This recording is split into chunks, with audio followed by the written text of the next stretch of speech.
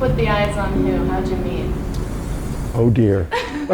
Well, actually, the way we met was this. At the time, which would have been 1964, we had a mutual friend at the University of Oklahoma. We decided we were going to go to this barn party that was being thrown around Halloween. Halloween party in a barn. That's what a barn party is in Oklahoma.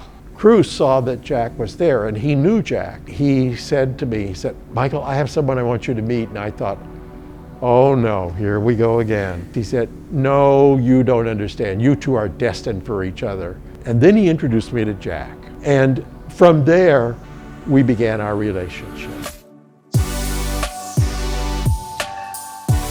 Well, once we filed for the marriage license, and the original one was in Hennepin County, they turned it down, so we went to a different county and applied. And once we got that license and they figured out who they had issued it to, the county attorney there instructed the clerk not to record it, which was illegal because once a license is issued, it is valid and only a court can then invalidate it. And that what he was basically saying was he had desecrated a public document, and I knew that that was illegal. And so we just decided that we would wait and litigate that issue. And so our strategy was, well, we'll just wait until they're all dead and then go to court and apply and get it validated. Unfortunately, we had to wait for 50 years and it worked.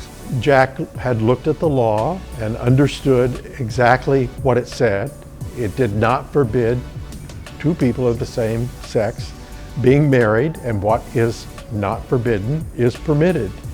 The issue of that license from Mankato was never in contest. Our two guiding principles are: one, full and absolute equality for all people. No exceptions, no excuses. Number two, love is the most powerful force in the universe. It can and does transform everything.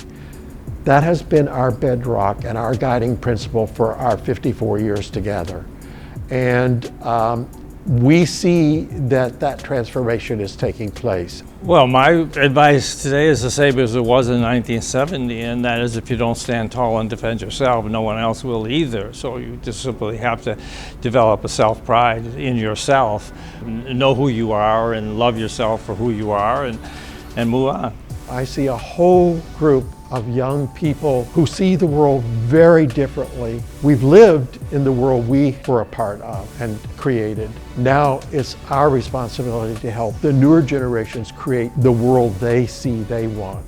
I see transformation taking on the planet.